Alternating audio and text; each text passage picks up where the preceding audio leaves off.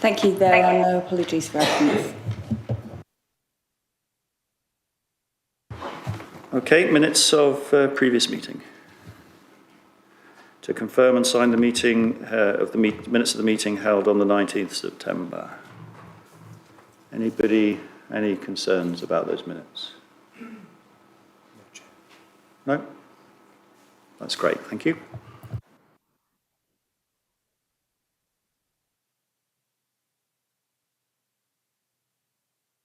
Okay, if we could move on to declarations of interest, maybe I could start by highlighting that under item 5, bid number 1, all the Liberal Democrat members have a non-pecuniary interest there, as Mike Thomason, who is requesting the grant, is the agent for the group. So maybe that could just be noted. Councillor Rise, please. Thank you, Chair. I'd like to declare a non-pecuniary interest for bid number 3, the Deep Cut Neighbourhood Forum. I've written a letter of support. Thank you, Councillor Rise. Councillor Finnan-Cook. Lisa. Thank you. I need to declare a non-pecuniary interest in a bid from the Well Community Centre. Cal and I both run a warm hub from that building. Thank you. Can I? Yeah, I'm also declaring a non-pecuniary interest in the Well Community Centre's bid. Thank you, Finnan-Cook. Councillor Finnan-Cook. Any more? I was hoping another one pop up. Thank you, Councillor Wickham. I too need to declare a non-pecuniary interest in connection this time with Frimley Green Rec application, please, because I have sent the letter of support. Thank you, Councillor Whitcroft. Any more?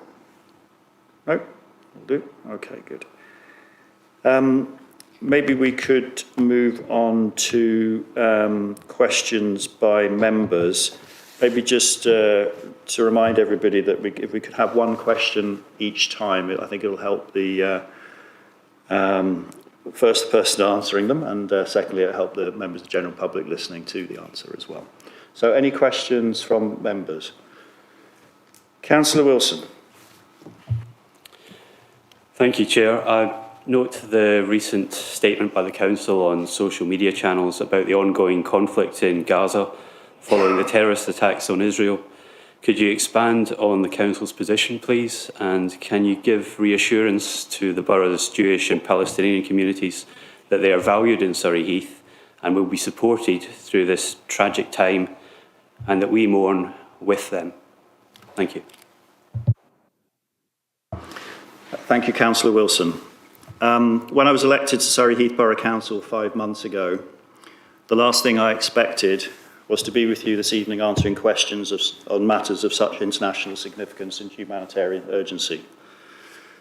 Nevertheless, this administration has no hesitation in condemning the terrorist actions of Hamas against Israel and its people, and expresses total revulsion at the crimes that have been committed in the name of the vast majority of Palestinians without their support or knowledge. It is, of course, not the role of a borough council to take a position on matters of UK foreign policy. So in answering your question, Councillor Wilson, you have provided me with the opportunity to reflect on the individual lives that have been lost and the communities shattered in Israel and Palestine in recent days, and on the personal traumas and humanitarian catastrophe still unfolding. I have had the opportunity to reflect upon the democratic values that shape our borough council, particularly our commitment to discussion, debate and mutual respect. The values that unify our community here in Surrey Heath of fairness, tolerance and a belief in a better future. My own values, shaped by experiences as a work colleague, teammate, a son, a father, a husband, and last but not least, as a person of faith. And as a witness who, much like all of us here, has watched with growing horror and deep dismay the appalling reports from Israel and Palestine. I'm sure I speak for all here in urging that the lessons of past human conflicts, relayed to our generation through the international conventions and laws that seek to limit the worst excesses of warfare, are remembered, respected and observed by all those with the power to influence current events. We express our unreserved condemnation of the use of violence against civilians as a means of achieving political objectives. Our belief in the immutable sanctity of human life and our unwavering wish that a pathway to peace, progress and democratic future might be found, however remote that possibility may seem right now. Lastly, this administration will support all groups living in Surrey Heath impacted by this trauma. To further the objectives of peace and understanding, I have written to relevant community and faith leaders in Surrey Heath to remind them that we are here to support them in their hour of need in any way we can, specifically to feel safe and valued in our local community. I hope the entire Chamber will support this statement. Thank you, Councillor Wilson. Other questions from members? I'm sorry, thank you. Councillor Thorne. Thank you, Leader. At the latest meeting of the Employment Committee, we saw how staff morale, confidence and the culture of Surrey Heath Borough Council was exceptionally high. All this came from data collected in the staff survey just prior to the May 2023 election. How does the Leader feel knowing that if the survey were conducted tomorrow, the scores would most likely be considerably lower due to the impact of his unofficial and unverified statement, which has now been printed in both local and national press, naturally causing a great deal of stress and uncertainty for staff? Thank you, Councillor Thorne. It's not for me to guess what the responses would be of the employees to any survey. Obviously, we will look forward to doing the survey in due course when it comes round next time and look to take the learnings from that survey as we would on any other occasion. It is fair to say that I have requested some information to see what the actual data says in terms of retention and churn and uptake of vacancies, and we'll also see what the answer to that information is. Thank you for your question.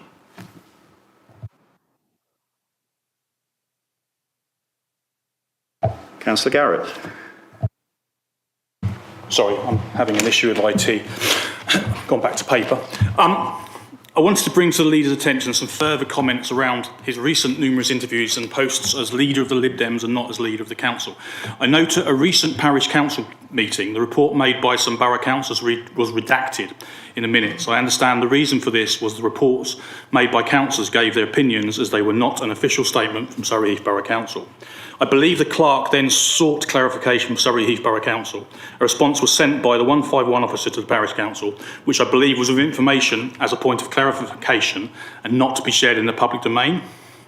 I've been made aware that one of your councillors has commented on a post the Camberley Eye has made on this subject, sharing the original redacted text, also sharing the response from the 151 officer, which wasn't to be shared. I understand that the councillor in question is not actually a member of the committee, and so I find it interesting that they have obtained an official comment from officers which was not to be put in the public domain. I wonder if you maybe, as part of your bid to be transparent, we could get an official comment from the 151 officer or the portfolio holder on the fact that the information which was supplied to the Parish Council doesn't necessarily agree with the Leader's inference that Surrey Heath Borough Council is likely to be bankrupt within the next 3 years. Thank you. Thank you, Councillor Garrett. There was a lot of if, buts and maybes in there. I think you might acknowledge that. So I think what we'll do is we'll take that one and have a look at it in its entirety and then come back to you with the response within the normal time frame. Thank you.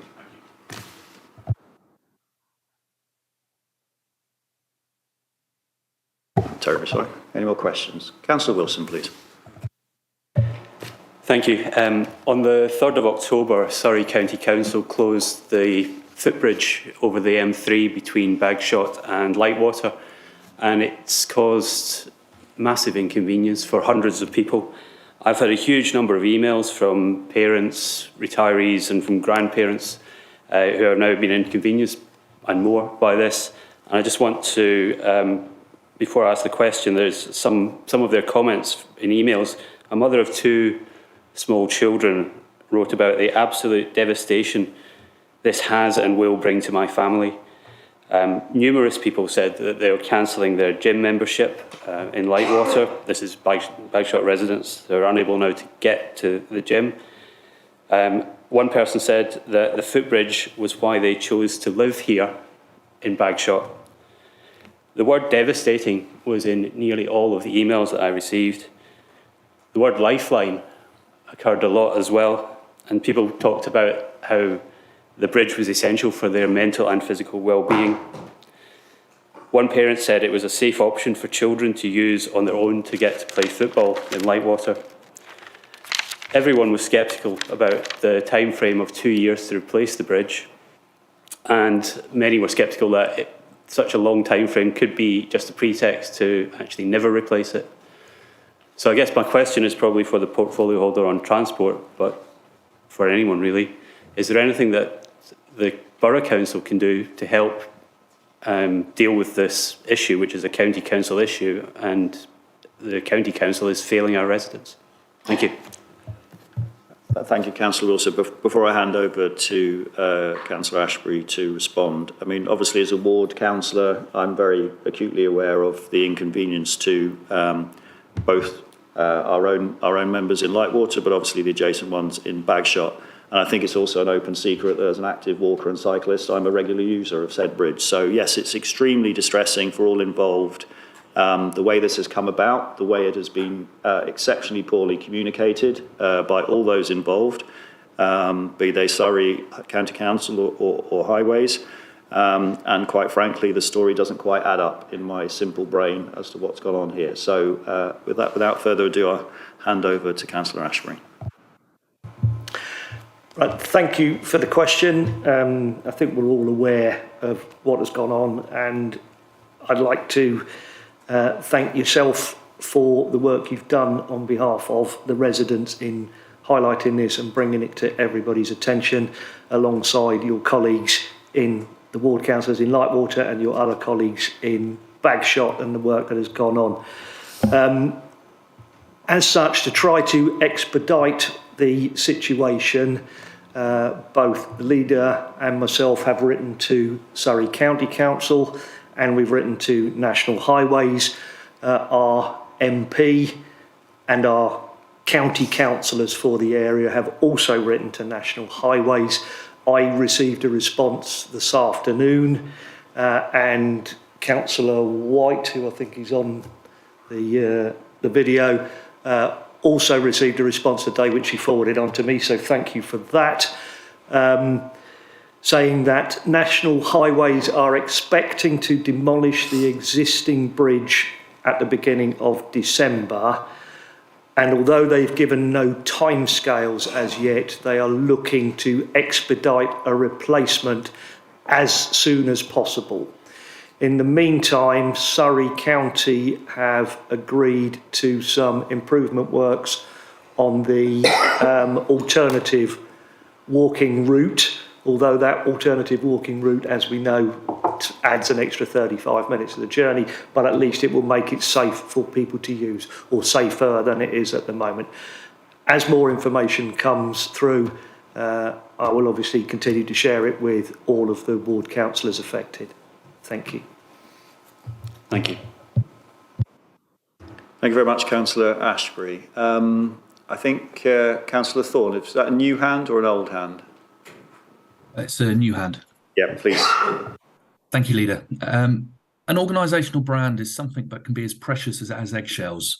Once fractured, it can be exceptionally hard, if not impossible, to repair, and it then stands the risk of shattering at any moment. If an organisation were to be struggling, one of the first things they would look to do would be to strengthen their brand to ensure that money kept on coming in.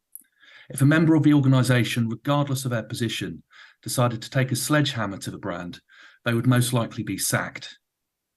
In the last couple of weeks, we have seen brand Surrey Heath reported heavily in both local and national press, following the leader's unofficial and unverified claims that the council is heading towards bankruptcy in the next 2 years.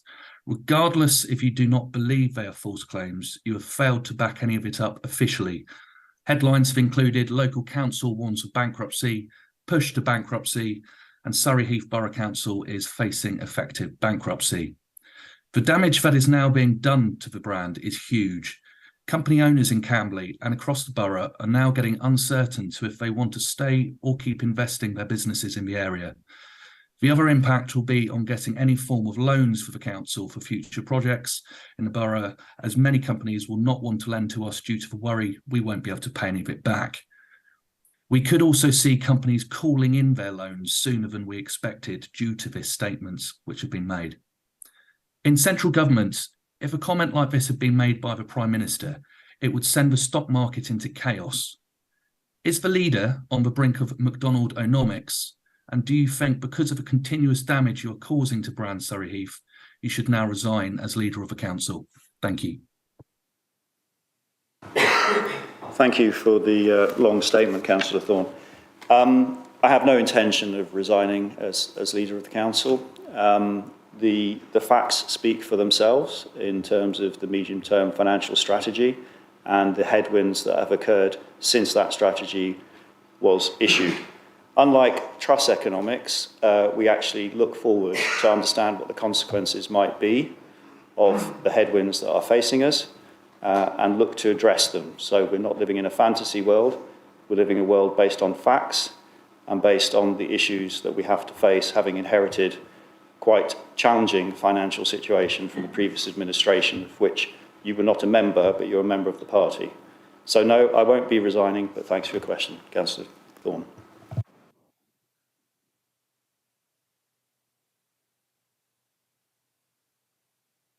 Councillor Mears, please. Thank you very much. On the topic of things not adding up, I just want to talk about a response I got from a question at the last meeting. I'm going to read out two quotes. The first one being, "Can't borrow any more money." The second quote is, "We can borrow for renovations." And in the email response to me, I got, "I've clarified above the intent of the spokesperson's statement was the same." Now, to me, the first quote indicates a restriction on borrowing, whereas the second quote indicates the possibility of borrowing. Both references to quote can be found in the email exchange between us. I asked you for further clarification on this point. You chose to respond to tell me you won't be addressing my concerns any further. Not very transparent, but here we are. My question to you is, based on what I've just said, have you or will you address the fact within your party that it's likely residents have been misinformed based on a statement made by a member of your local party? And I say likely because the comment was made on a forum with a membership of over 36,000 people. Your manifesto states you'll be accountable, so will you be accountable 100% of the time, or is this variable? This would be a prime opportunity to demonstrate your accountability. Thank you, Councillor Mears. You obviously wrote to me and follow up to my answer to you. I gave a detailed response to that, highlighting the fact that I think the intent was the same in both cases. One was shorthand for the other. So quite frankly, I think it's semantics. And no, I won't be taking any action about people outside this council because I have no control over those people. Thanks for your question. Yeah, Councillor Mears. So just for utmost clarity, you think the quote, "can't borrow any more money," and the second quote, "we can borrow for renovations," have the same intent? I would have to go back and look at the detail. You've obviously got it sitting in front of you, Councillor Mears. It would only be fair to myself to do that. Okay, and if I have to clarify any more of my concerns, will you get back to me rather than saying I'm not going to address your concerns any further? No, I think I responded twice to your question, once in follow-up and then subsequently. I don't know how long the dialogue can continue around the same point. Councillor Quinn, please. So on the council leader's statement that went on the Lib Dem website, I do agree that as an opposition councillor it would have been nice to have advance notice of that. But does the council leader agree with me that it's fair to say that on current spending, the council would go bankrupt because we're currently running a deficit. So if nothing changes, then we will run down our reserves and head towards bankruptcy. And so that statement is not actually inaccurate. And I think the media has summarised the financial situation left by the last administration quite well. Thank you, Councillor Quinn. I guess that is the fundamental point, which is our currently published medium-term financial strategy shows that we run out of reserves in the general fund in 3.5 years. With the headwinds that are facing us since that paper was issued, whether interest rates or whether it be inflation, then the date comes towards us. And obviously, subsequently, there's been other pressures. So yes, I think it is a fair statement that has been made. It's also important to note that all across this country at the moment, councils are under extreme financial pressure. I was in a workshop with about 24 councils the other day. Most of them are imminently going bankrupt or are already in bankruptcy. There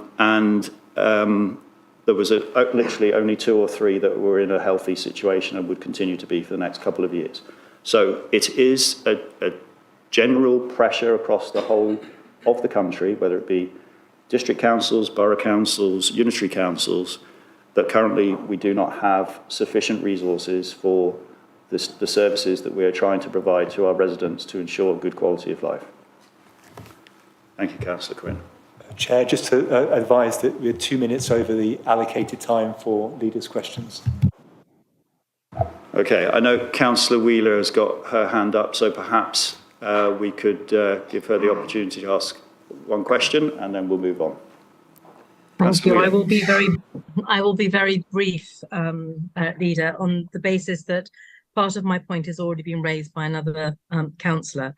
As you're aware, I represent Windlesham as one of the villages that I am responsible for within my ward.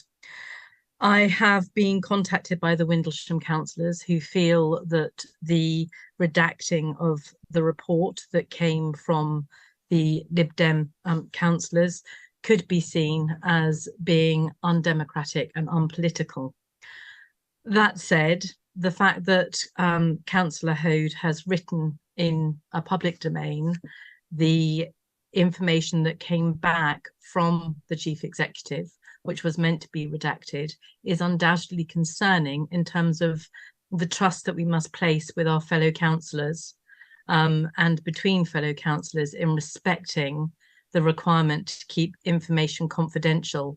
And I would like to just put on record that I'm very concerned that she had access to that response when, to the best of my knowledge, she doesn't sit on Windlesham Parish Council.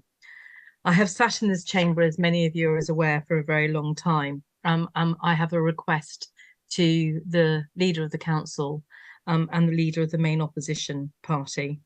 And I am hoping, Leader, that you will agree with me that it is time to stop the political ping-ponging and point scoring between the two political parties and actually to move forward together to try and get this council into a better financial position and with a greater stability without undermining or maligning the council. My understanding from the recent employment committee is that we had somebody pull out of joining the council at the latter stages of recruitment. It may be coincidental, but it certainly happened after your statement as leader of the Lib Dems. So my request is, and my question to you is, do you feel it's time to move on from this political point scoring and concentrate on working together for the benefit of the council? Thank you. We should, I think we're all signed up to acting in the best interest of this council, Councillor Wheeler, and the best interest of the residents of Surrey Heath. So on that basic premise, I think we are fully aligned. With respect to your observation concerning one of the group, we'll take that offline and look into it. So thank you for raising that. Obviously, as all members are aware, should there be a requirement to raise a formal complaint, you know where the monitoring officer is and he will do his duty to investigate. Thank you. Sorry, Councillor Hode, we've run out of time, but I do appreciate you might want the right to respond on another moment in time.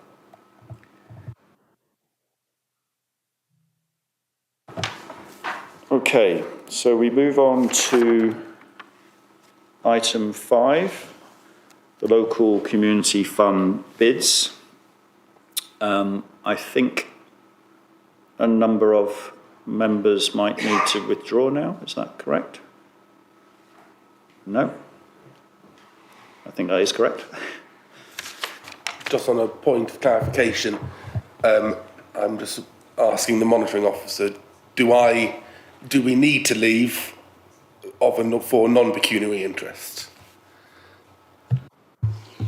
Thank you, Councillor Rise. For a non-pecuniary interest, it is a matter of judgment for the councillor to make as to whether he or she feels that they are able to participate in the item. So it's a matter of judgment as to whether you can keep an open mind for the item or not. You've written a letter of support, that's the reality. The other members are more fully involved. Yes, please, Councillor Garrett. Because I get the impression that Councillor Rise might be deciding with that. If he left the room, would you still be quorum? We are, yes. Cool. We are Okay. So it doesn't matter either way, Councillor Rise. It's up to yourself, right? Okay, so I think the first thing to say is, as I commented earlier, in terms of this item for the local community project fund bids, there's a number of different bids. The first bid has been made by the Liberal Democrat agent Mike Thomason, and therefore, in the interests of full transparency and not having undue influence, we will be pushing this one through to full council to make a decision on, and it will be made on the basis of the opposition members at that point in time. I appreciate that it's a relatively small amount of money, but I think we just need to be fully transparent in our processes. So we skip over that one. And maybe Councillor Ashbury, I'm sorry, I think I've stolen your thunder, I apologise. You've stolen half. I got carried away with it, so I'm going to throw everybody out. So, please carry on with the rest. All I was going to say is, as all members are aware, SIL money is collected from building new developments within the borough and is used for funding small capital projects to benefit those areas where the developments happen and the wider borough. The 2 rounds of bidding per year for projects under the scheme, and all the applicants in the paper this evening were submitted during the first round for this financial year in July.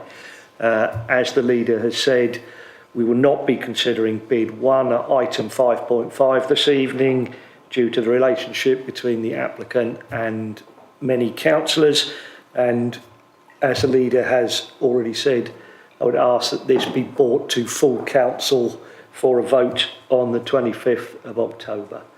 Other than that, I will take any other questions on the other bids that are in the paper. Thank you.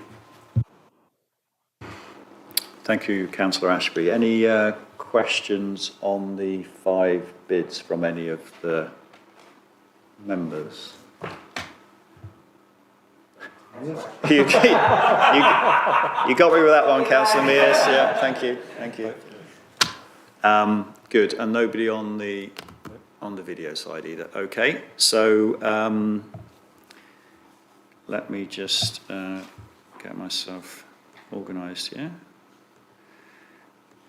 1 second, please. There we go. So the recommendation is the executive is advised to resolve that in line with the SIL bids detailed in Annex 1, I'll skip over point I, we've deferred that to full council. Point 2, 3,744 be awarded to Frimley Green Village Hall for the restoration of the Village Hall floor. Point 3, 10,462 to be awarded to the Well Community Centre for the refurbishment of the community centre. And point 4, 20,800 to be awarded to the Frimley Green Recreation Ground for the installation of an outdoor gym and 2 picnic tables. And point 5, 12,400 be awarded to the Deep Cut Neighbourhood Forum for the installation of signage and planters. And furthermore, the executive is advised to recommend to full council that £20,800 be added to the council's capital programme for the installation of an outdoor gym and 2 picnic tables at Frimley Green Recreation Ground. Are we so resolved? Agreed? Yeah, thank you. Somebody want to let them back in again? Thank you. Meantime, we move forward to item 6, which is residence panels. I think Councillor Whitcroft, you're in the lead for this one, yeah? I am, thank you, Leader. We have in front of us a paper in connection with the formation of residence panels. Part of the vision for this council is to engage and empower communities. We need to hear community voices to ensure that we understand what is needed to help make Surrey Heath the best place it can possibly be. One of the important enablers to ensure that major issues can be addressed is the initiative to introduce residents' panels to the council. If the executive resolve to adopt the process suggested, residents can use the petitions process to raise an issue which can then be fully explored and understood by the council and their partners working in collaboration with the residents. This will ensure that major issues that cannot be resolved by other methods can be properly heard, even if they are about subjects that are not in direct control of the council. The council can help residents. Apologies. The council can help residents. I'm sorry, I've lost it. There we are. We've linked the residents' panels process to that of petitions because we believe that the two are very closely intertwined. The petitions process is currently being revised through the governance working group, which complements the suggested procedure attached to Annex 1 to ensure that our resources are directed efficiently to those issues that really matter to residents. We would particularly encourage residents to use the process to raise issues such as transport, roads, equality issues, education and health, but this isn't an exhaustive list. This is an important part of the short-term plan the Council adopted in August of 2023. It needs to be recognised that the panels will take considerable council resources and organisation to organise and therefore to ensure they have the greatest impact. There are some limitations on the number of panels per calendar year. This is important to ensure that officers and councillors can give each panel the attention that the issue deserves and to ensure they can be delivered within our medium-term financial plan. I would ask the Executive to consider this resolution and I'm happy to answer any questions. Thank you, Leader. Thank you, Councillor Whitcroft. Any questions on this proposal? Councillor Cope, I think, got in first, just marginally. Councillor Garrett. What's your glasses? Thank you, and thank you, Councillor Whitcroft, for that explanation. I think there's a lot to like in this paper. I think it's a really good example of bottom-up democracy, and I commend you for that. The one concern I have is 2.4 in the paper that states that a portfolio holder can call a residents' panel on something that relates to their portfolio without needing to get the requisite 49 signatures. That seems a bit top-down to me, and also I'm not sure I quite understand why portfolio holders should have that ability, particularly if you're limiting them to only 3 a year. Councillor Cope, could you just confirm what the number was there you're referring to? Yes, so it's 2.4 residents' panel can also be Thank you. a portfolio holder. Thank you. Councillor Whitcroft? Can I refer that to the officer, please? I believe Renee France might be with us. If not, perhaps Mr Stevens might be able to answer that one, please. Sorry, I should have pointed out, that the officer in charge of this report and who has been working with me to put this together is unfortunately not able to be with us this evening. So, which is why I sort of look with a little bit of a question as to who might be able to pick that up. But it. Hello, I am here. Sorry. Oh, no problem. Hello. Thank you. Took me a moment to get myself off mute and my camera working. Apologies. Thank you. I will just preface this by saying that my belief is that this part of the residents' panels was agreed at the working group where we put it forward, and I'm not actually, I should be clear, 100% clear why that provision is in there, and I would like to be able to seek a little bit of advice from my manager on that before answering that question fully, just to be sure that I'm clear on why that particular part of the paper is in there, if that's okay. Okay, thank you. Councillor Whitcroft? Oh, yeah, please do so. Councillor Finnegan. Thank you, Leader. Thank you for the question about this. This is something that I pushed for quite significantly, and the reason I asked for it was from an inclusion point of view. So when we're looking at issues that might affect particular groups of residents in our community, that we'll be able to pull together a panel of those people to consider that issue with the people for whom it applies to most. The residence panels convened by the portfolio holders won't take up one of the three. Okay, so it would be in addition, but it would be used conservatively. Thank you. Okay, thank you very much, Councillor Finnan Cook. Councillor White, I think. My eyesight's failing me today, sorry. It's Councillor White. Yeah. I was just going to ask whether this would be run similar to the way the local area committees used to be run, or is it completely different? Are you able to comment on Councillor Whitcroft? I wasn't here, unfortunately. No. I'm not aware of exactly how these committees were run, but the process as we are proposing is that a request be made in terms of the number of people in the paper, and then it would be organised appropriately, I think we said, by Democratic Services, who would pick that up and obviously organise it with the relevant people. And take it from there. Would you be able to perhaps explain to me, Councillor White, how the process worked before, if you wouldn't mind? No, I was just wondering if the actual panel would be run by the residents, but who would control it? As with local area committee, you had certain councillors there that were able to answer the questions of the residents, but it sounds as if you're going to have the residents being the panel. Who would answer their questions? Councillor White, as far as I understand it, in the detail of the paper, it would be chaired by the portfolio holder and supported by a member of Democratic Services. So effectively, they would run the process and the residents would support that in terms of highlighting what the issue was and then working together on potential solutions.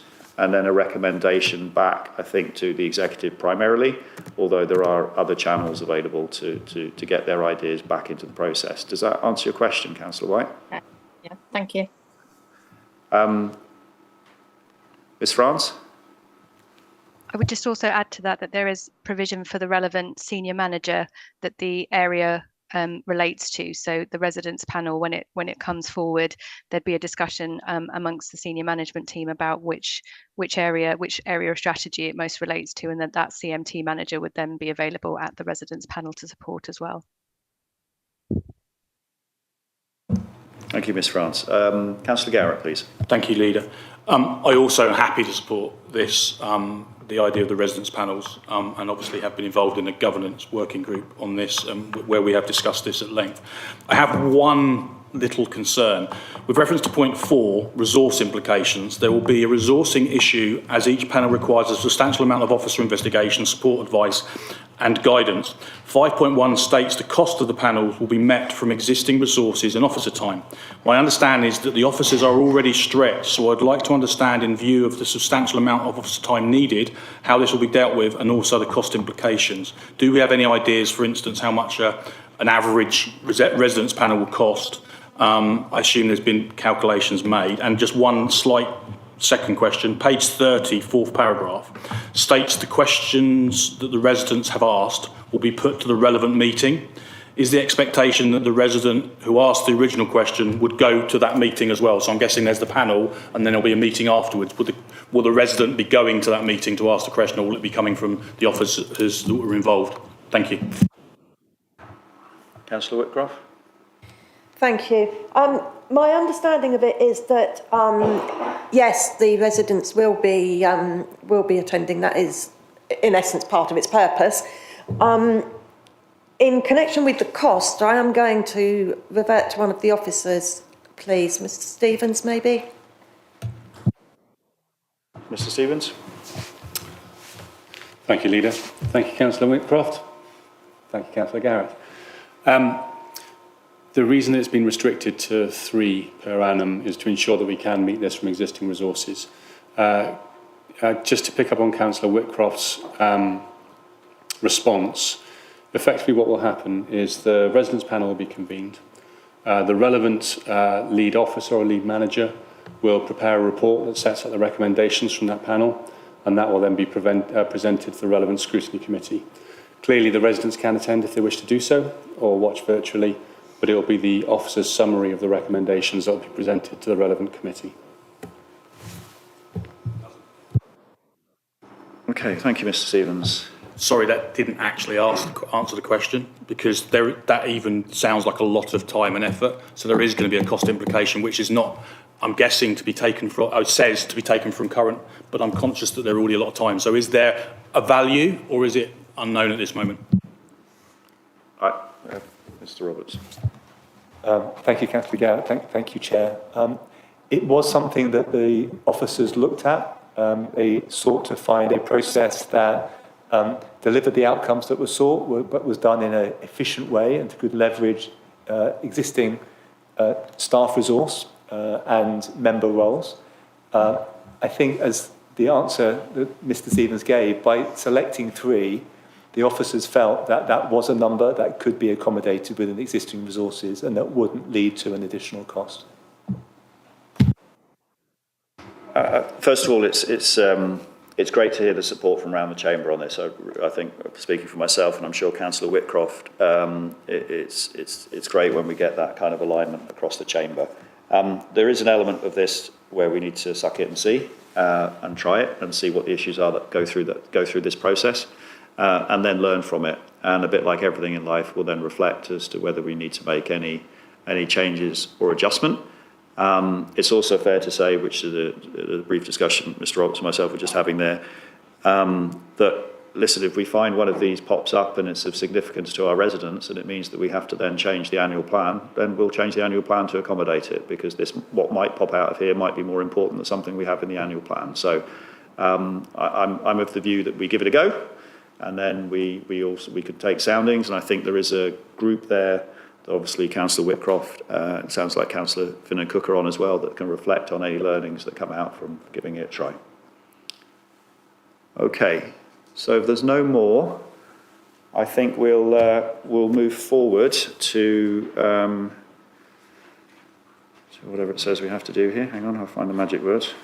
So the executive is advised to resolve that the procedure for residents to apply for and attend a residents panel through the petitions process be adopted by the council and communicated on the website. Are we so agreed? Agreed. Thank you. Okay, so I think it's point 7 now on the agenda. So that'll be Youth Council options, which I think Councillor Lisa Finnan Cook's going to take us through. Thank you. Thank you, Leader. As you all know, we've been working very hard on trying to find a new provider to deliver the Youth Council for Surrey Heath. The withdrawal of ICON at the beginning of the summer was unexpected and very unfortunate, and we have a very enthusiastic group of young people who are determined that they want their Youth Council reignited at the earliest opportunity, and I think they are to be commended for that. Officers have been working very hard to try and find an alternative provider. We've looked far and wide within Surrey and slightly beyond as well to try and find an organisation who would take it on. The paper asks you to give a little bit more time and to allow us to report back to you at the December executive.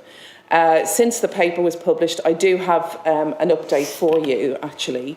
And in the last couple of days, we had a meeting with an organisation who is operational locally, working with children and families. And they have expressed an interest in working with us to deliver this.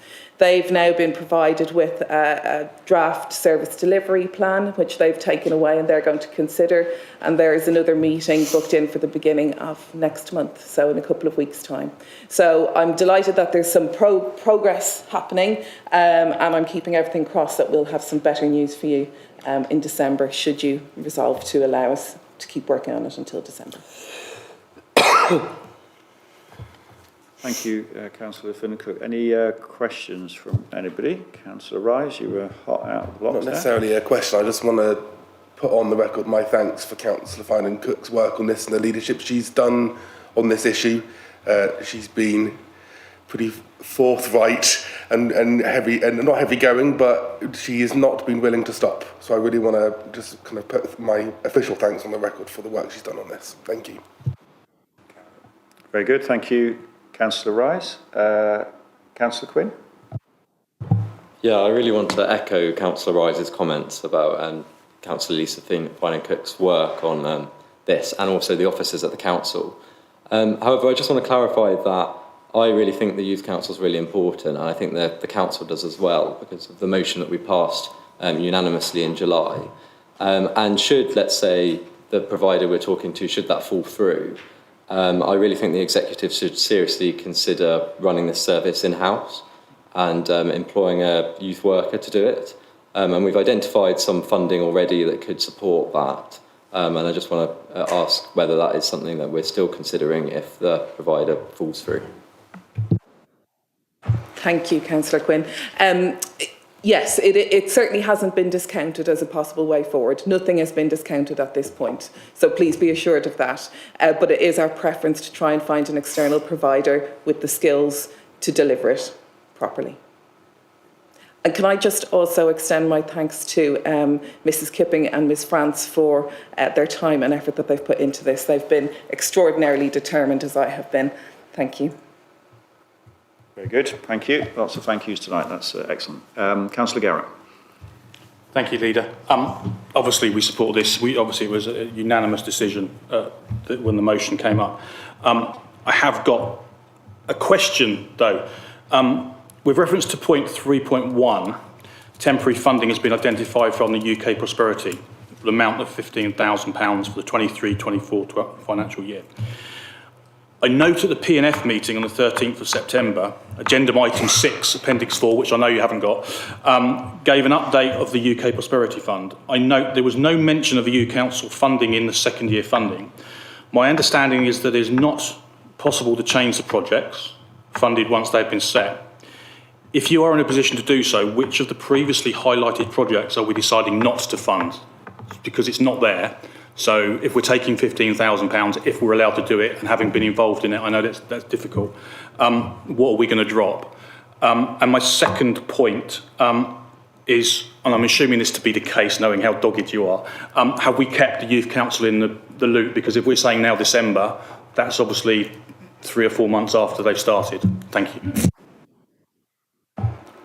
Thank you, Councillor Garrett. I'll take the second point first, if that's okay. Yes, we've kept open dialogue with the Youth Council the whole way through. Officers have been in touch, I've been in touch, and Councillor Quinn has most definitely been in touch with Dylan from the Youth Council, who's been keeping all the young people in the loop.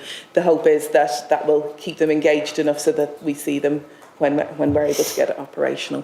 On your first question, I'm going to have to defer to either Sean or perhaps Mr. Stevens. I think UK Shared Prosperity Fund is Martin, yeah, Mr. Brennan. Sorry, Mr. Breeden. Are you across this at all or not? I'm sorry to get you when your head was down. It's just one of those things. Are you across this at all, this UK Shared Prosperity Fund, in terms of the reallocation of 15,000? Yeah, I'm afraid not on the fine detail of it, no. So, first of all, we identified we've got the right person in charge of P&F, so thank you, Councillor Garrett. So it looks like we'll probably be taking this one offline to look into. I have to admit I didn't check the cross-ledger myself, but Councillor Quinn appears to have the information, so I don't know how he knows. But yeah, I don't want to contradict the chair of the Performance and Finance Committee, because I know he does a very good job, but I do believe there was reference in the documents at the last committee meeting about potentially using the funds from the Prosperity Fund for the Youth Council. I definitely. Well, I'll show the chair later, because I definitely did see it in the documents, and yeah, I'm not making that up. So. Okay, so we'll take that one offline, and perhaps the relevant parties on the officer side could just dig into how we're going to fund this. I'll be honest, I took it face fact. I didn't go and cross-check into the UK Shared Prosperity Fund list myself. That's number one. And then the second thing, which I think is the most important thing, is that we all still continue to support finding the resource to make this happen. So thank you to Councillor Phelan Cook for doing that. And let's keep our fingers crossed something comes through, because I can't remember who it was that said it a minute ago. I think it was Councillor Garrett, actually. The things will go cold if we wait too long. That's fair. Momentum will be lost. So, okay. I think, unless there's any... Oh, there is more. Yes, thank you, Councillor White, for your patience there. That's okay. I may get this wrong, and please correct me if I do, but the Youth Council were funded by ICON, is that correct? Yes, that's correct, Councillor White. Right, okay. So has anybody tackled ICON as to why they dropped the funding? Because on Facebook weekly, they're saying how behind they are youth groups and how they can help youth groups and contact us with youth groups. Why did they not help Surrey Heath Youth Council? Just a question. Thank you, Councillor White. I don't think it would be right for me to go into ICON's reasons behind their decision making. My understanding is that the 2 members of staff that were involved in the Youth Council are no longer working for ICON, and they have decided that they just can't deliver it any further. I believe that funding is an issue for them as well, but that is only my belief. I haven't had direct conversation with ICON. Thank you very much. Thank you. Thanks, Councillor White. Any more on this? No. Okay. Councillor White, could you just lower your hand just so we don't get confused when you get a chance? Thank you. Okay, so the Executive is advised to resolve that the officers continue to explore options to identify a potential external supplier to support the Youth Council, together with funding options, and report further progress back to the December Executive meeting, and that the establishment of the Youth I think it was Youth Mayor, Youth or Young Mayor, whichever one, be referred to the Governance Working Group for further consideration after the December Executive meeting, once the outcome is known. Are we so agreed? Agreed. Thank you. Okay, so we move on to item 8 on the agenda, which is the Finance Service Stabilisation Review, which I think is with Councillor McIntyre. Thank you, Leader. So as with any department in any organisation, it's important to ensure that it's structured in a way which is fit for purpose and structured in a manner that allows for the services of that function to be delivered efficiently and effectively. Finance is one of those functions that not only has its own deliverables, but is also there to support the other departments across the council to safeguard residents' money, and therefore ensuring that it's well structured with adequate numbers of and suitably qualified staff members is of utmost importance. Therefore, this paper is being brought here today to clarify how the function will be updated to reflect best practice in any industry norms in terms of the business partnering model, and in order to fulfil the requirements of the function and ensure that the Section 151 officer has the resources required to meet his statutory obligations. Finance staff members are aware of this proposal, and to be clear, there are no redundancy implications. Whilst we are anticipating that the cost base will increase compared to the budget, given the current cost of the temporary labour that we have in the function, which comes in at higher cost than employees, and the function has been relying on for the last couple of years, there may well be a reduction on the actual spend, although that still has to be clarified. I mentioned business partnering a couple of minutes ago.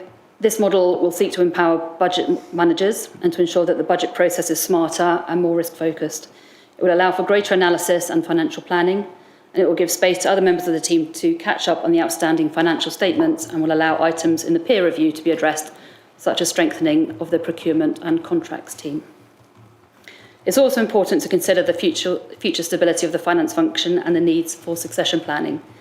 This means aligning roles and remuneration with other councils, as per the recent benchmarking review undertaken by HR, and having reviewed all the job descriptions and updated them to reflect current activity and job titles, the CFO will ensure that job evaluations are completed. Levels of resource in the function will be continued to be monitored, just as it is across all parts of the organisation, but this ask is the current requirement for steady state running of finance, and I'd ask the Executive to support this. Thank you, Councillor McIntyre. Questions on this paper? Comments? Councillor Mears. Thank you very much. I'm going to talk about the proposed structure. I know that you've got the apprentice reporting straight into the finance service manager. We've heard a lot about the amount of work going on. Is it ideal that an apprentice is reporting into what is probably a very, very busy person? And I'm an apprentice myself. We need a bit of TLC. So I have reservations about whether someone who needs a lot of attention, training, upkeep should be reporting in someone that high. Thank you. Thank you, Councillor Mears. I like the way you say that apprentice needs a lot of upkeep, but I think they're worth their weight in gold, to be honest. In terms of whether it's the best place, I am going to pass it over to Section 151 officer. However, my own experience of apprentices is that they are quite flexible resources, and even if the hard reporting line is in that direction, that's probably good for mentorship and that side of things. I'm not convinced that means they have to do all the work for that person, but I'll pass over. Thank you very much, Councillor McIntyre. Councillor Mears for the question. It is almost a functional reporting line in there. The nature of an apprentice, particularly on the accountancy side, is based around the sit for trainee model. So although we may not take on a full-blown sit for trainee, it's the sort of model that we would use. And under that model, the trainee we have a duty of care to is to make sure they're trained in all aspects of the accountancy profession in local government accounts, which would mean that they would obviously work on the management accounting side, the financial accounting side, the transactions, have some depth into revenues and benefits, and possibly seconded across to internal audit as well. So we develop them as a proper rounded apprentice or trainee, and therefore, although it's marked as reporting into, most of the apprenticeship would be spent working for and with the other sections within the accountancy team. Thank you very much. That makes perfect sense, and I think it's fantastic that we're offering those sorts of opportunities here. Thank you, Councillor Mears. And let's not forget the apprentice soon becomes the master, but maybe not too soon in your case, if you don't mind. Okay, have any... Councillor McGuigan. Thanks, Sean. I actually have a question. I think I should direct this question to Section 151 officer rather than to Leanne, because what actually concerns me, I'm all for change. That's primarily, I'm actually agreeing to the change, but I'm all for change. What worries me a little bit is the number of, actually two things. What worries me primarily is there's a lot of interims here. As we know, interims cost one heck of a lot of money. I'm looking at Annex C now. Even last council year period, we actually found the interims cost us more, and we are busting the budget big time. And the second question is all this breakup of the individual functions. How much work does the Section 151 officer or their managers or the business heads have to do? I mean, it seems we are loading a lot of work onto them. How much of that will actually stop them from doing the real work? I mean, this is actually not really mainly for Section 151 officer. Thanks. Thank you. I think there was two questions there. There was one about the run rate. Did I hear that correctly? Who's going to answer that one? Use of agency. And use of agency. Yeah, one was about the high cost of agency staff, which I think I'd already tried to answer in the preamble, which was we fully recognise that temporary resources is a higher cost. But I'll pass over to the Section 151 officer to answer that. Watson, please. Thank you very much, Leader. Councillor McIntyre, Councillor Malvagnan for the questions. The first one, yes, we are currently running with a very high level. Oh, that's a bottle of port. running with a very high level of interims currently. That is to allow us to keep the service and the council functioning. The whole idea of this process is to enable us to stabilise not just the finance structure, and it's key to point out this is not a structural exercise on its own, but actually how the council operates and operates its financial services, which impacts on every single service across the council. So the idea is by creating what we believe, or I believe, to be the correct structure in terms of grades and the number of accountants within that structure, it allows us to recruit and retain staff as permanent members of staff rather than interims. So the intention is, and the proof of the pudding will be, is that by the start of the next financial year and the early part of the next financial year, we should be able to convert most of those interims posts that have been there into permanent members of staff working within the council. Your second question was about how hard does the 151 officer work, I think. I can give that a standard answer that it's very, very busy. And the idea of this is to create the capacity. Now, to create capacity for myself, I have to create the capacity for the senior members of the accountancy team. And to create capacity for them, I have to create capacity within the accountants. So it's starting by creating capacity at the bottom that will allow the people, as you move up the structure, to have their more capacity to do what they originally and the council employs them for, which is, in my case, a strategic director role rather than the nuts and bolts of accounting. Thank you, Mr Watson. Councillor Garrett? Thank you, Leader. The paper states a budget growth bid of a current establishment of a minimum of 250k. So I'm guessing that the proposals that follow that are the jobs that make up that 250k. So my question is, two questions really. The temporary accountants we had because we need them to finish the audit for the BDO, which is obviously ongoing, as we all know, and we won't go into that.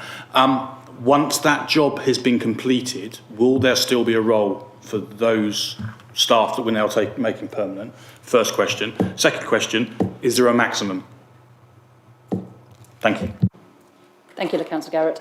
When you say, is there a maximum, can we just be really clear on what exactly you mean? Well, the minimum is 250k. I wasn't sure numbers of people or pound signs. I'm going to hand over to Mr Watson again. Thank you again, Councillor McIntyre. Councillor Garrett for the questions again. I think I'm two of those. We take the first one, which is around the temporary resource we have in currently. There will be a role, as you're well aware. We have a number of years of annual statements of accounts that are outstanding. The issue with it, of course, is that you have to knock them off one by one, starting with the oldest first. So, yes, I have interim staffing currently doing it. I want to establish a post as a technical team that will allow us to, A, develop the process going forward and complete those outstanding items. Now, I do hope that my interim resource will have done most of the work around it. However, I can't keep that interim resource hanging on until we can get external auditors to give us a date to come in. So that's why I need to create a permanent resource along there. What I have said in the paper, and it's something that would happen with every single post in the council, is that when it becomes vacant, you will always look to see, do we need to fill it immediately? Do we need to fill it with the same grade? Or do we need to fill it at all? And that's not just a finance, that is, I say, every time there's a vacancy in the council, officers look at that. In terms of the 250 to another figure to be determined, it is a case that there may well be a maximum, but it's based on the fact that we're proposing to change some gradings within the service. Now, that will have to go through a job evaluation process in accordance with the council's HR policies and the process that we follow. So, depending on how that works and where it comes out to, there is a figure in there. It could potentially be upwards of another £100,000. And I don't want to scare horses around it. But currently, and I've just done the figures today for our budget monitoring, the cost of interims in accountancy is predicted to be, by the end of the year, around about £380,000. Now, that's not over and above the budget, because some of them, most of them, are filling vacant posts within the team. So you'd have to deduct from that to get a net position. But that is the current run rate on interims that I'm afraid I have to maintain to allow us to produce everything the council needs in terms of its finances. Councillor Garrett, please. Yeah. Just a very, very quick follow-up question based on a point you just made there. Is the need for these, in view of what you just said, is the need for these roles of these that are temporary accountants, has it been caused by the inability of the BDO to audit our accounts in time?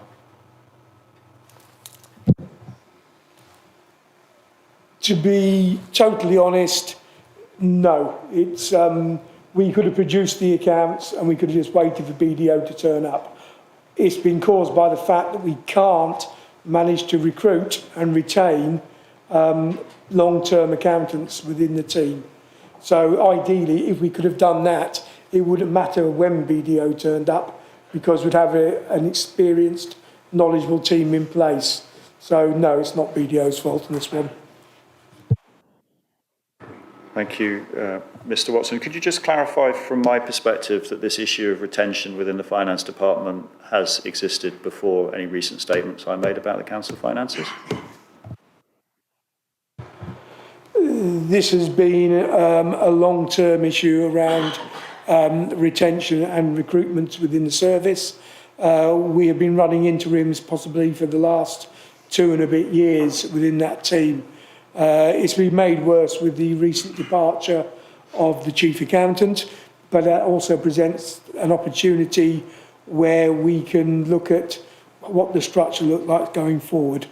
But it is not related to recent statements. Thank you, Mr. Watson. I think I saw another hand up. Was it? I think it's Councillor Wheeler.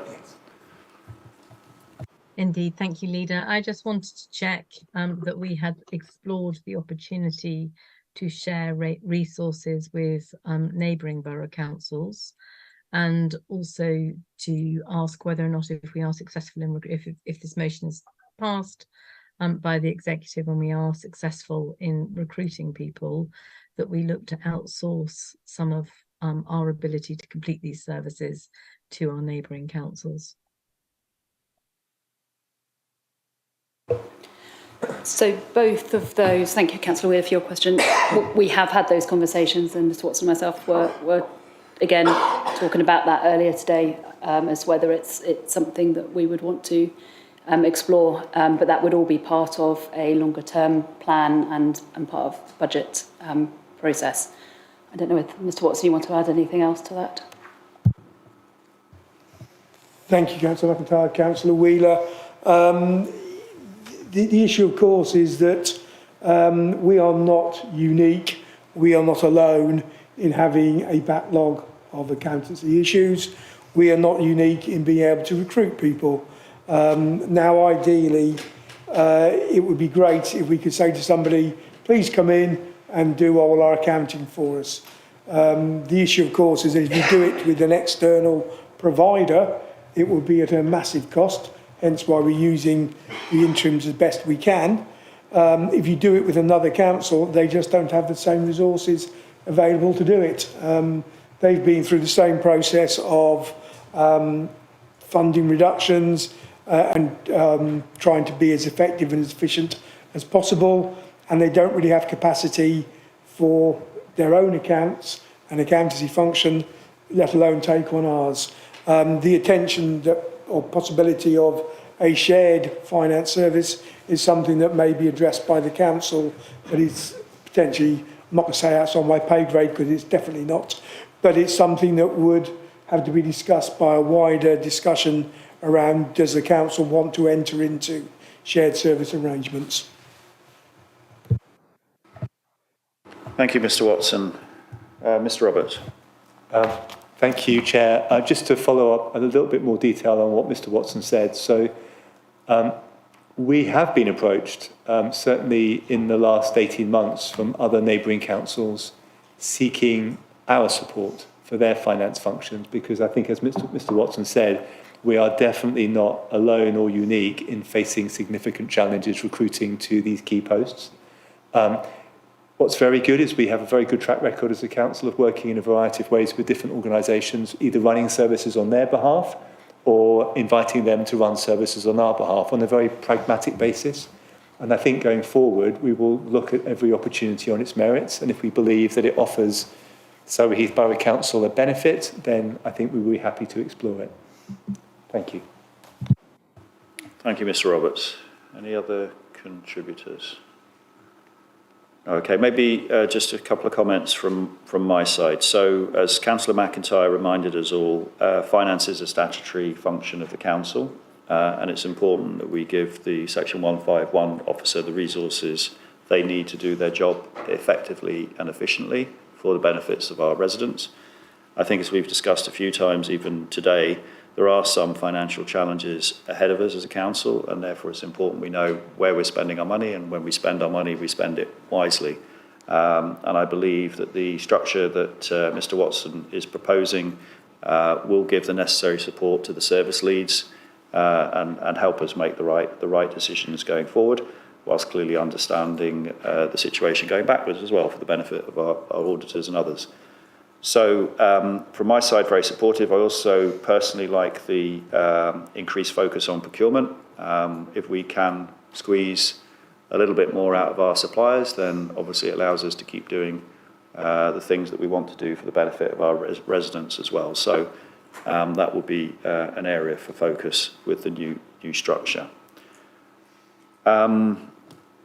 So if that's the discussion on that one done and dusted, then let me just quickly go back to...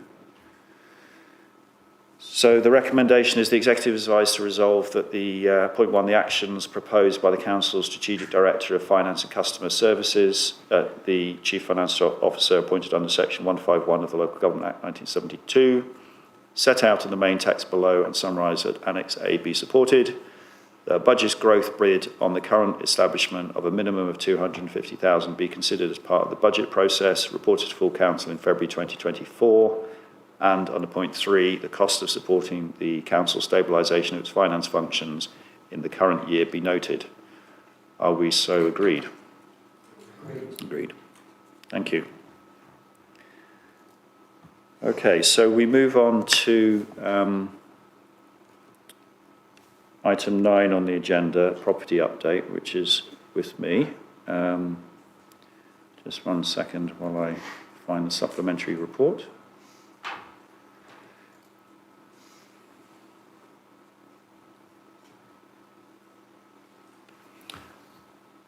Okay, so the context to this report relates to understanding exactly where we are with, or where we have been with the life through the life cycle of the property portfolio that we have. Obviously, it's split across the different segments: retail, industrial, commercial, etc. I'd maybe just like to start by thanking Mr. Breeden and Mr. Watson and their teams for their work on collating this report, and also the dedication of Mr. Roberts as well to bring it about. I think it's reasonably clear, and it's in obviously it's fairly factual and fairly data based. I think the one thing maybe just to comment on before we open up for questions is that, given the turnover of staff within the council through this period of time, and given some of the complexities of the Jersey Trust and various other things, that I think we should consider it to be directionally correct, but not absolutely correct. And therefore, I would just draw members to the various caveats and assumptions that are made in its collation. So that's my only starter for 10 in terms of people's understanding of the report and where it's come from. So, any questions from the members?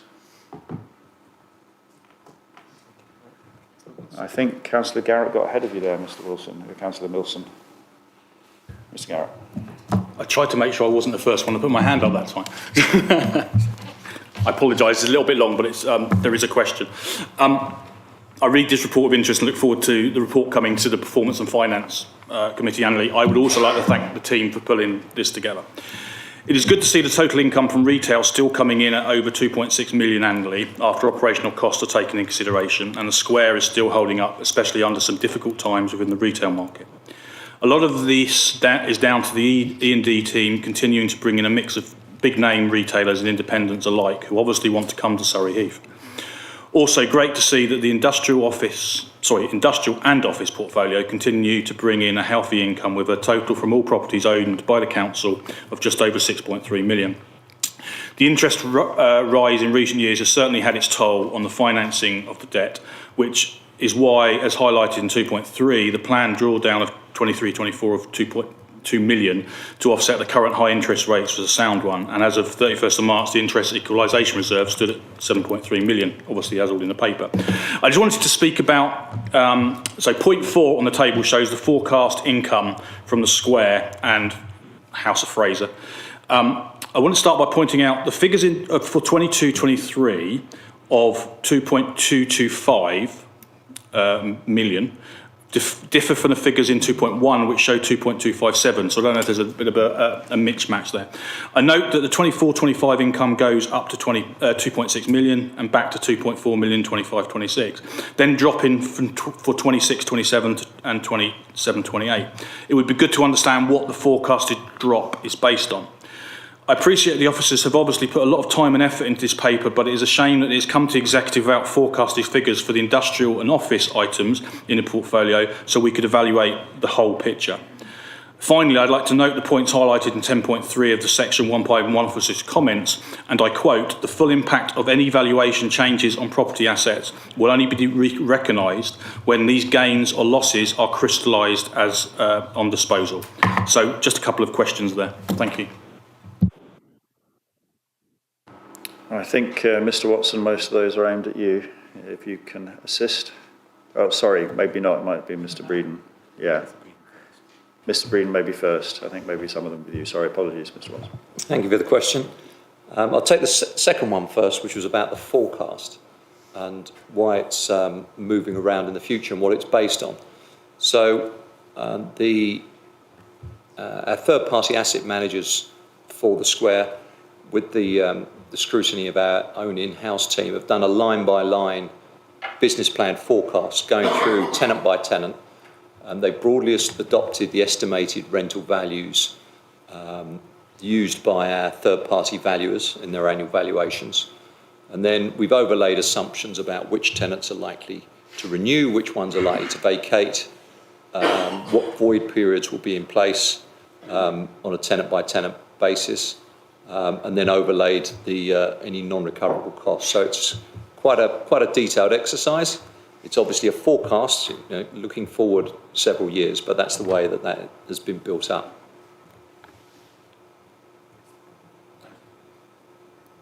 And the first question related to two different numbers that may be different. Would you? Yeah, I'm not. It's just I saw them and I love figures, and they were different. So,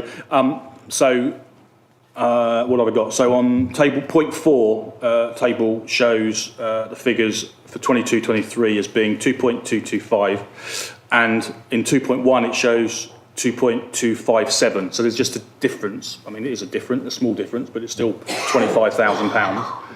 So I'm just wondering if what the reason was. Is there a mistype? And I don't necessarily need an answer for that now. It's just something I picked up on when I was looking through.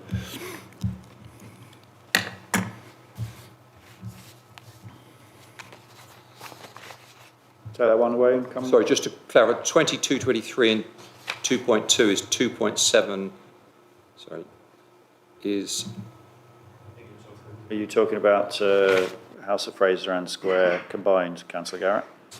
Yeah, it was the Now, I can't believe find it now, can I? Should be So in section 2.1, yeah, total 2.1, retail. net income 22-23 is 2.257. Yeah. And then when I went over to the next paper, and I'm trying to find it. If I could, well, it's just it's 2 different years, because in 4, the first figures are for 23-24, not 22-23. Okay, so it's my error, so I apologise. But they're very similar numbers, so I understand. Yeah, no, they are. Thank you. No, thank you, Councillor Rise.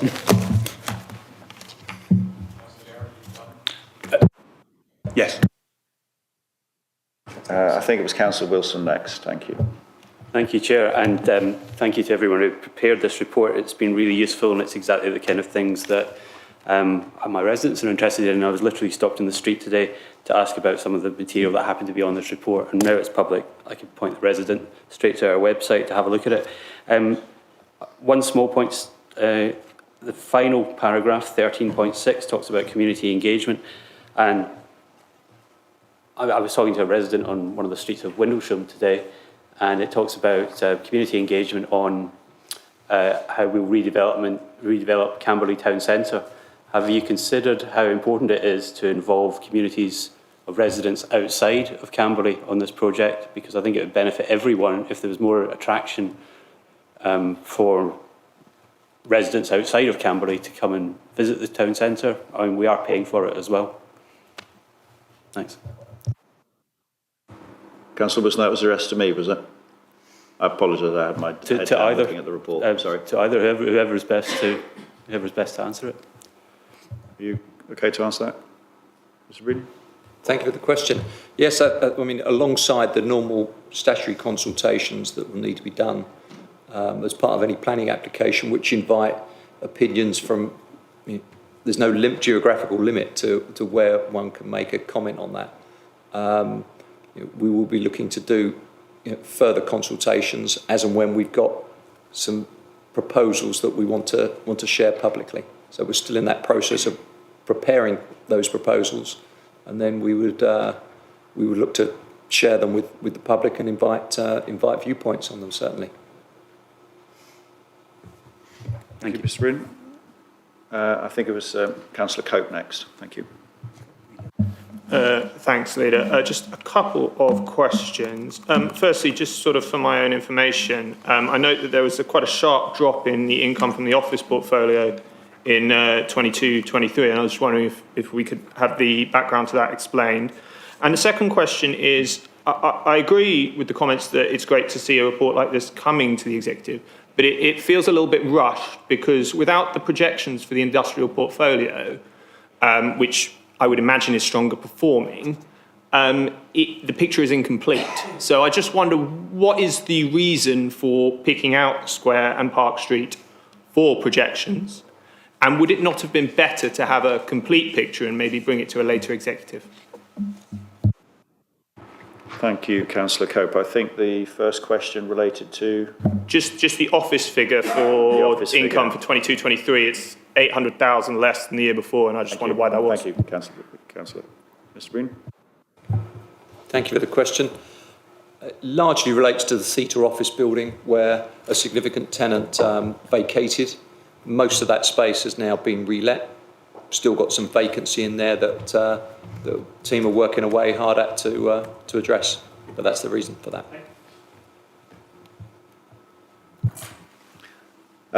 In terms of the second question, I think it's fair comment. In an ideal world, we would have wanted to have a complete forecast. I think, as we discussed earlier in relation to another item, this was the first time a report like this had been attempted, and therefore what we wanted to do was see what it looked like, learn from it, obviously get your and other members' feedback, and then look to learn from that going forward in terms of the review that we will have through the committee that Councillor Garrett chairs going forward. But yeah, ideally, I accept the fact that we would do that.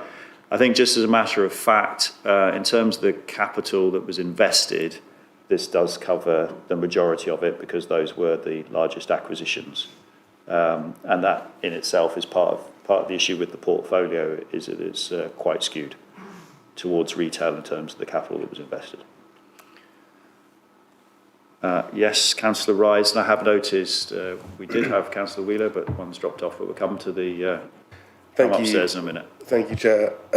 Just with regards to the comments with regards to the fact that the Square does bring in money at the moment, it's bringing in a profit. I just want to highlight the fact that with the loan repayments, we're currently having to subsidise that out of the either wider property portfolio or from reserves, as detailed in 2.2.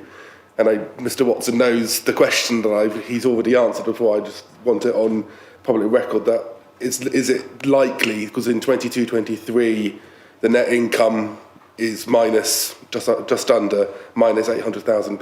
I was wondering, is likely that figure is not going to become positive in the very near future, based on the interest rates that are currently facing not just us but nearly everyone, and also with regards to the minimum revenue provision.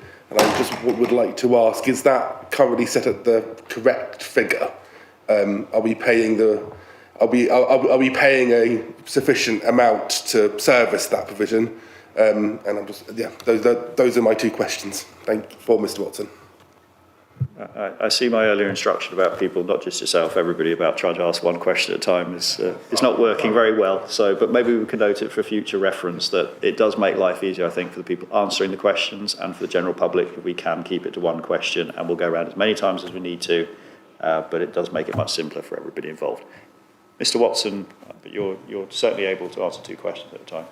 I'll try my best, Leader. Thank you, and thank you, Councillor Rise. The first question I think was, are the interest rates or the cost of debt financing likely to go up or change or impact us more?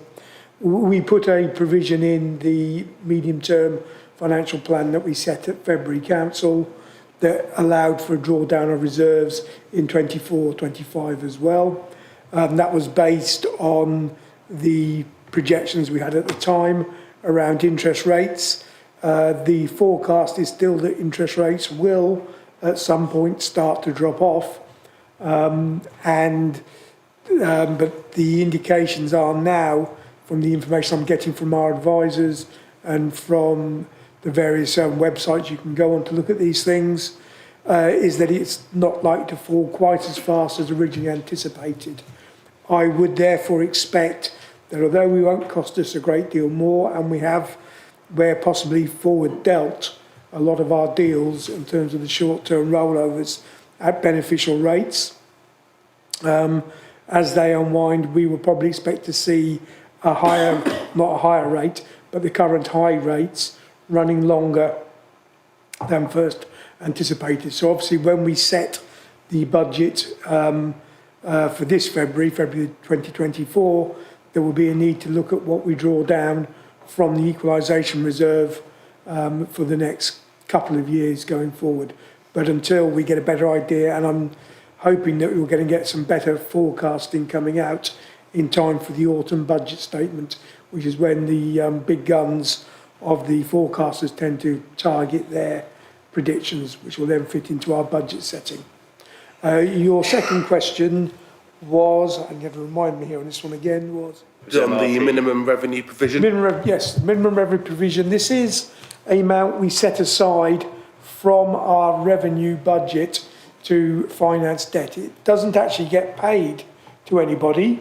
It sits in one of our unusable reserves, the capital adjustment account, to show that we have sufficient money to pay off our debt when we go through that process. So it's sort of like a sinking fund that we put aside on there.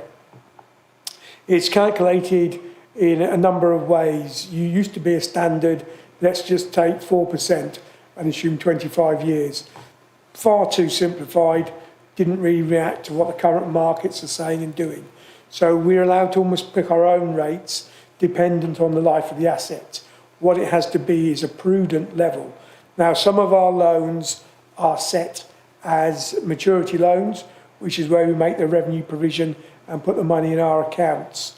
Other loans are set as annuities, where we actually pay off part of the loan each time we make a repayment on that loan during the year. So 2 payments a year, mainly interest at this point, but as we get closer, like a mortgage, it'll be more principal and less interest going forward.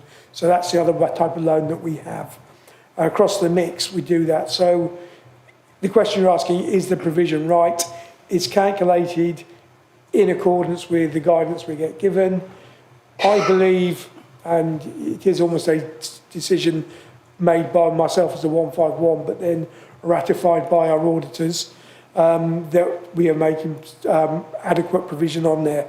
And if you look at the amounts we are putting aside from revenue provision, when we look at our debt pile, it's certainly a lot higher than some of the figures reported for some of the councils that have been and have declared Section 114 notices. So it's a prudent provision we make, and we have to keep making it, in my view. Thank you, Mr Watson. Councillor Morgan? I think Councillor Wheeler was before me, so I'll give way to Councillor Wheeler first. Thank you. Councillor Wheeler. Thank you, Councillor Mulvagan. Mine is a very simple question, and I'm sorry for putting it so simply, but maybe after multiple questions, it'll be a nice one in response. I just wondered, could we possibly know whether the property portfolio as a whole is a cost to the council, or whether it provides revenue which supports the provision of our discretionary services? So let me attempt to answer that one, and then maybe Mr Watson can correct me. My reading of the report, with the caveats that I laid out at the beginning, that there's a degree of unwinding some of the things like the Jersey Trust and some assumptions, is that there has been an average over the 6 years to date reported here of 2.41 million that has been generated. That's my reading of the report. The however is that, again, combining the information in this report and other information available to me, it's based on the fact that we've invested something like 180 million. Now, I believe that to be an underestimate because there are a number of properties that are not in that number that I've just quoted. So we have invested a lot of money to get a relatively modest yield of about 1.3%, I estimate it to be. But that's my interpretation of what I've read in the report, Councillor Wheeler. And as we know, my interpretation can sometimes get me into trouble. Mr Watson. Thank you, Leader. Thank you, Councillor Wheeler. Yes, your interpretation, Leader, is actually very close to what it is. The issue in terms of the question is, has it been a contributor or a detractor from the council?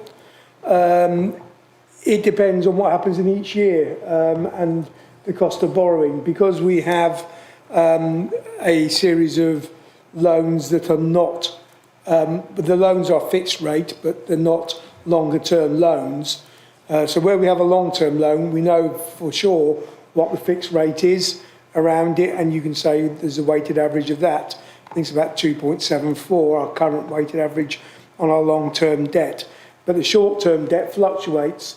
So when we started, I say we, when the council started on the process, it borrowed a fair chunk of the money on short-term loan rates.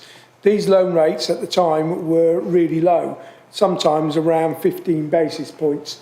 For the non-financial people, 15 basis points is 0.15%. It's a really low rate, and the number of years you can keep rolling and rolling that over, which is what we were doing, allowed us to have a really cheap cost of borrowing.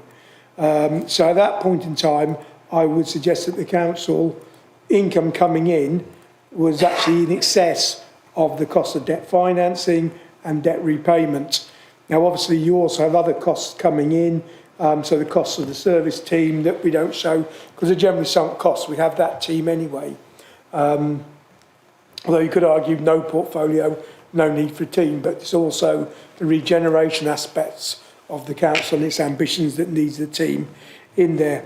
So early years, it probably made money, contributed to it, which allowed us to build up the interest equalisation reserve. Now we're looking at a time where interest rates are high, and it is definitely costing us more on certain parts of the portfolio than the actual income it brings in. So we're currently on the roundabout rather than the swing. We might be back on the swings in a couple of years' time. So it's got to be taken as a long-term view around where we are on that one.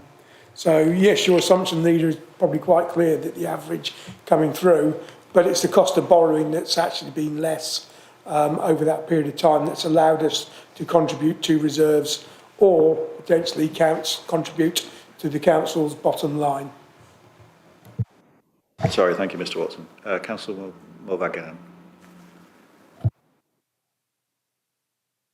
Thank you, Sean. It's actually a question for Martin Breeden. It's regarding the square. Okay, I understand how long it's a piece of string. I mean, I understand it could go down.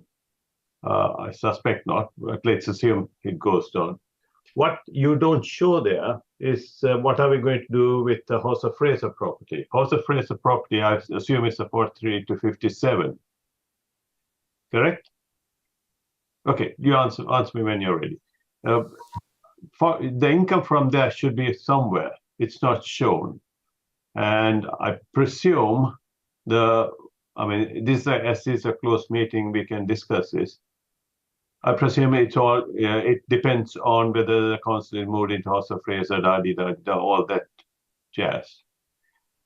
If that was the case, why don't you bring in, you have actually shown the cost of the borrowings and cost of the refurbishment, which is a capital cost, I fully understand.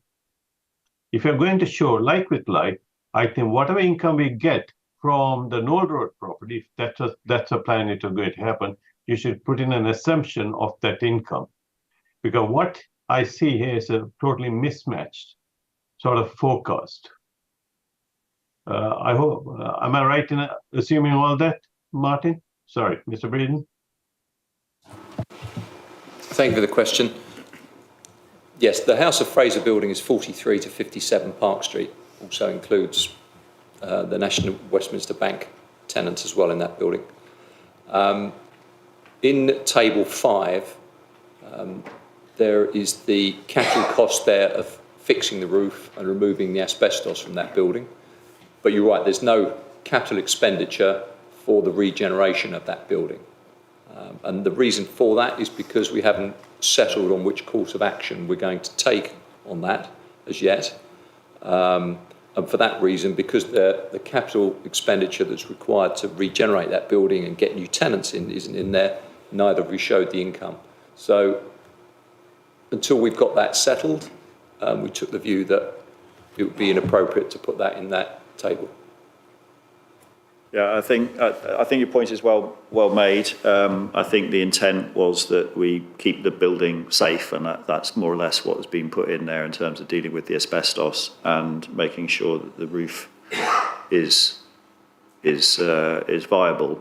But in terms of the wider regeneration of the House and Fraser building, that's not in there to date because we haven't come forward with any plans that we've agreed yet.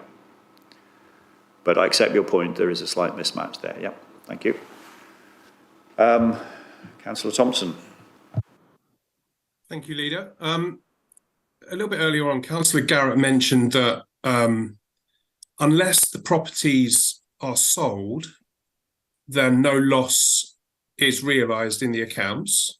And I've heard this several times, the inference being that there isn't really an issue there. Can I ask you, in your opinion, or in the opinion of the Section 151 officer, are there any limiting factors here in terms of limiting options or any downsides or any counters to that argument? So I think that was addressed to Mr. Watson.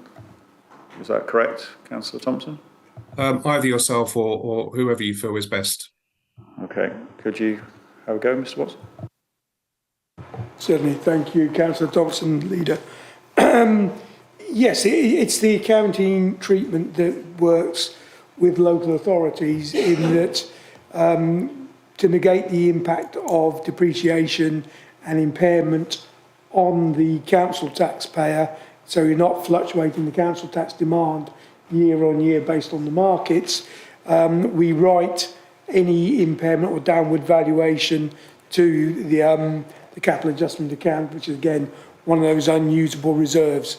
So currently, yes, the devaluation in the property is sitting there on that unusable reserve. If the asset was to be sold or disposed of, then I would have to crystallise that loss back through the accounts, which would then come out of our usable reserves, which in this case would not be able to sustain the current downward valuation. So there is a risk while we're sitting on the assets. It's key to point out that these assets are not held with the intention of immediately selling them. It was not bought as a capital appreciation asset. It was bought to provide regeneration, civic amenity and municipal benefit within the area of the town, ensuring that Camberley has a town centre and a place of employment for our residents. Thank you, Mr. Watson. I guess that leads into one of the questions I had, which is in the paper, it talks about the fact that these investments were not made for income. They were made for regeneration.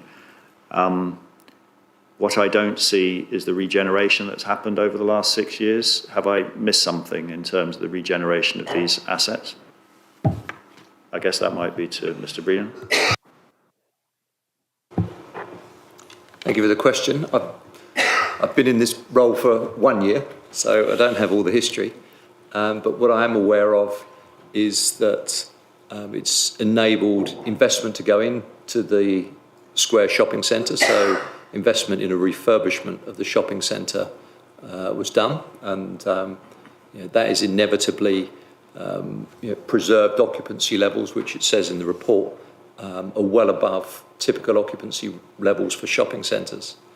And it may well be the case that had that acquisition not been made, that an existing owner would not have made such an investment and made those sort of improvements in the square. Thank you. So, but the other assets, no refurbishment of significance, would that be fair? House of Fraser, London Road Block. That is fair, yeah. Okay. Not yet. Yeah, just want to make sure I hadn't missed anything. So I have one other question, and then I'll go back to folks, and then we will need to move on in a minute or two. Going back to MRP, you gave very comprehensive. Sorry, Mr. Breen, do you mind hitting your button? Mr. Watson gave a very comprehensive answer to Councillor Rice's question. I just want to check my understanding, Mr. Watson, if that's okay, which is the MRP payments, as I understand it, are linked to the life of the assets at the time when the assets are purchased. Obviously, we can see here in the report that the MRP numbers are going up and have consistently gone up, though we haven't actually purchased any assets for quite a period of time. Why are they going up, and will they continue to go up over the years ahead, given that they are supposed to be linked to the life of the asset at the time of purchase? Yes, they are supposed to be linked to it. The policy around MRP has changed in the last few years or so. When I said, am I convinced I'm paying the right amount? I believe that we are now. Potentially, it's all around the type of borrowing we had. You would have seen in the recent report that went to executive last time on the Treasury, we have moved a lot of our debt from being short-term to being long-term. I said earlier on, short-term debt was giving us a good return.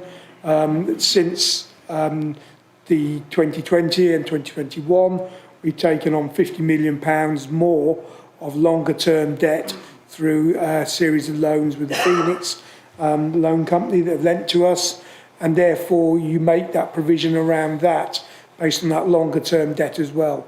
In reality, whilst you are rolling over and refinancing the short-term loans, you could and some people have said not need to make provision as the MRP. I believe it's the other way round. It's based on our capital financing requirement, which is what we've done the work on, and that has actually moved over the last few years as we bring more stuff into our capital programme. Now, don't forget, when we're talking lifetime of the assets, with a property like House of Fraser, the Square, you can talk 50-year MRP running at 2%. If you're talking new investment in IT equipment, you're probably talking 5 years and running a 20% MRP. So it is, and the calculation is based on that. But I've got my accountants working to make sure that we are providing adequately, because that is one of the reasons where other councils have fallen foul and have actually pushed themselves into the position around their state of the finances. I think the Believe Woking quoted the other day their 151. They need to make a minimum revenue provision of £80 million in this year and then £60 million a year going forward. They're a similar size net revenue budget to us. Thank you, Mr Watson. That's sobering statistics. Councillor Rise. Thank you, Leader. Just on the point of the that we don't have to crystallise the loss until we sell it, is the real issue the fact that because these assets were bought at such a high value, it now, and their subsequent devaluation now really limits our options on regeneration, because the assets that we purchased were incredibly mature, which means that any real regeneration would require substantial work, which means that there would have to be a crystallisation of a debt, because we would have to look at how we would dispose or use that building. So it's the fact that that so much money was spent, and the fact that interest rates are now so high that we are paying such massive loans back is what really limits our ability to regenerate these assets which were bought for regeneration, not the fact that just because we're not selling them doesn't mean we're not losing the value. I think it's a bit of a, sometimes it's used by opposition councillors as, well, we're not going to sell it, so we're not actually losing any money. But it's the fact that we bought it at such high value means that we can't really do anything with the assets now, unless we take a massive hit on our reserves. I find it difficult to disagree with what you said, Councillor Rice. It's true to say that I personally, as a fairly mild-mannered kind of person, get quite frustrated and frankly angry from a resident's perspective that we've inherited this situation, because we want to be able to reinvigorate our town. We want to be able to make it an attractive place for residents to come and visit, but also for visitors to come and visit as well. And we are substantially handcuffed by this debt of the past, both in terms of the money that we could make available, but maybe choose not to, Councillor Mears, for the regeneration, because it would be more borrowing on more borrowing, or from the point of view if we can't get rid of these assets to somebody else, for allow them to invest in them, because of the hit onto our reserves would be too large for us to carry. Now, that doesn't mean to say that we're not going to investigate each and every opportunity to try and move forward with that pathway, which I think many of the members are aware will also link to our local plan aspirations in terms of housing for our residents as well. So though no stone will be unturned in that pathway, but I am not going to drive us over the abyss in terms of taking more debt on or substantial write-offs, and by default then also causing us financial distress. So it's that pathway that we need to navigate. But yes, as I'm a fairly mild-mannered, reasonable person, I do get quite angry about this situation that we've inherited by people being foolish with taxpayers' money. Councillor Quinn. So I know the leader has discussed regeneration of the London Road block. Now, in this report, I'm interested to know, does that come under the other retail section when it's discussing gross income and operational costs? And I'm sure councillors would have seen in a news report in the Camberley Eye suggesting that a piece of metal fell from one of the derelict shops' roofs onto the pavement in London Road. And so I'm sure that there's a huge cost with maintaining that derelict site at the moment that can't be regenerated, or we're struggling to get regenerated. I'll take this one on behalf of William. So yes, it does cover that other retail, but it also covers a number of other assets we have in the retail space. They're relatively small and relatively modest across the rest of the borough, but we do have some other ones. So yes, it covers that. In terms of the specifics of the Camberley Eye, I hadn't read that, but I'm sure Mr. Breeden's taken note of that, and we'll make sure that if there is an outstanding issue in terms of ensuring the health and safety of third parties, then we'll make sure that's addressed. I know there's been additional work done not that long ago, following the reports around, I think it was the pigeons, for example. So, yeah, we need to make sure that the semi-derelict buildings up there are maintained properly so they don't cause a hazard to any third parties. Thank you for raising that, Councillor Quinn. Okay, listen, I think I'll do one more. I'm just going to check. I'll do one more, and I think, to be honest, we should be done and dusted with this and move on, if that's okay with everybody. Councillor Cope. Thanks for squeezing me in, Leader. I just want to check, for my benefit and probably for the benefit of other councillors who weren't at the meeting of February 2023, my understanding of the interest equalisation reserve. From this report, I sort of take it that after March 2024, there's effectively 5.3 million left in that reserve. And the intention of that reserve is effectively to act as a buffer to prevent us from maybe hitting the central reserve while we're going round your roundabout on the way back to the swing. Could I just confirm that that's correct? Indeed, that is correct, Councillor. It is a reserve set aside to equalise the pressures of interest. But Mr. Watson, could you also just clarify that that means that then that income, that those reserves are not able to support the general fund and general expenditure? When